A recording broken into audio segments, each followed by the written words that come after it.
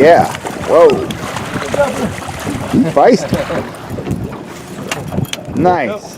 Woke up right there. I was on that tube again. Yep. And they're eating that thing up. They are. They're loving that. That's cool.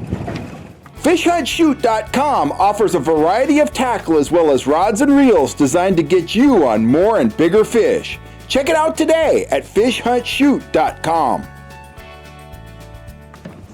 Howdy folks, I'm Kel Kellogg, and today we are going to talk about fishing tubes for landlocked salmon and trout. Now here's a rigged tube. This is one of my shad tubes. It's rigged with a number 6 red treble hook, and I've got it running behind a watermelon diamondback dodger. But let's talk a little bit about tubes before I show you how to rig one of these things up.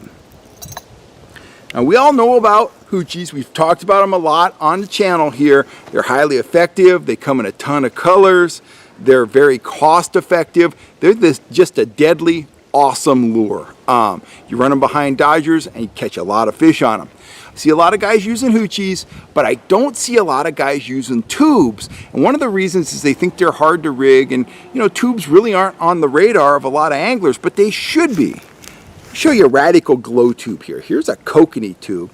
These things are all kind of the spawn of the fat gets-it, the bass tube. First, bass anglers started using the 3 to 5 inch gets-its. Then your panfish guys started using smaller tubes like these.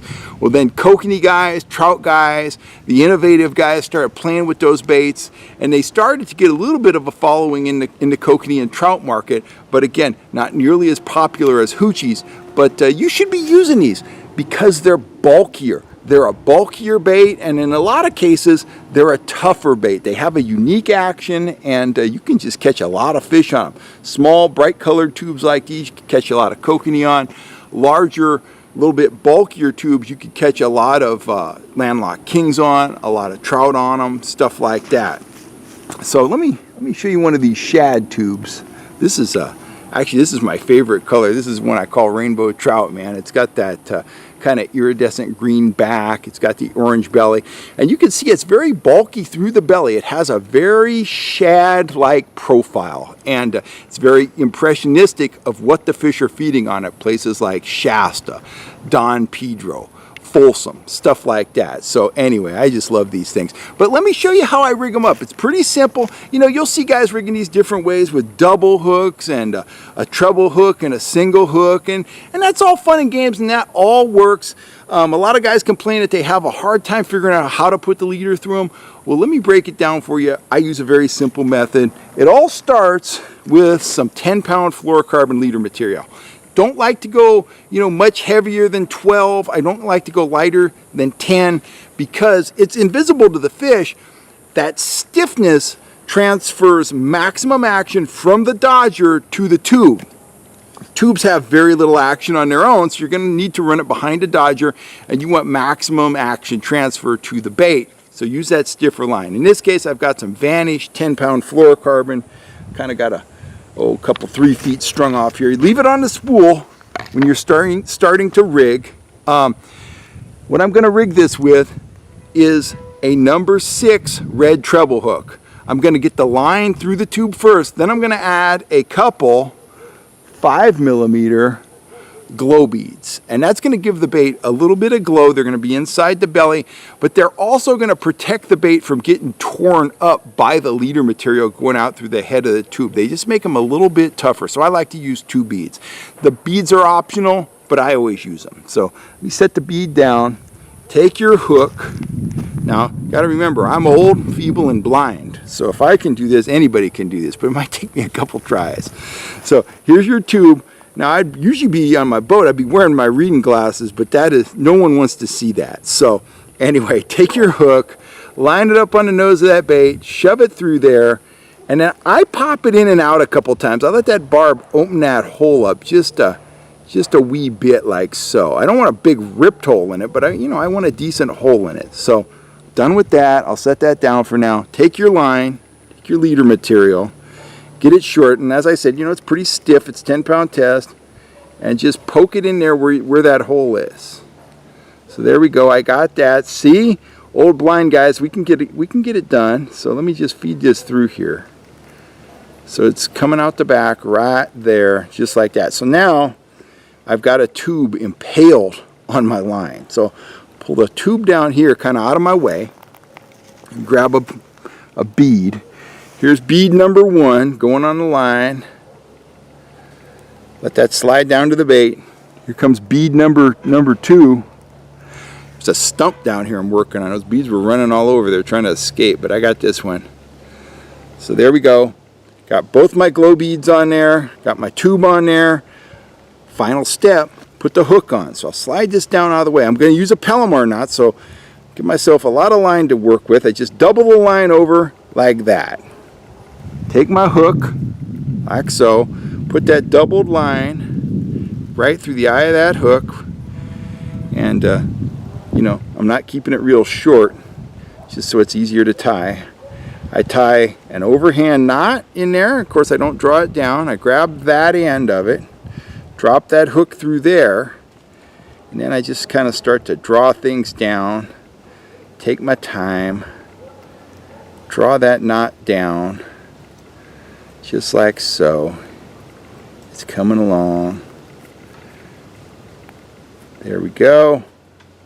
Good and good. Didn't hook myself in the finger. That's always a plus. Grab my scissors. I'm going to trim that tag off, but I'm not going to trim it off super short. I'm going to leave about, I don't know, about a 1/16 of an inch, I guess. Now, next step in the process is I'm going to squeeze those beads inside that tube. So there goes bead number 1. Oops. Takes a second.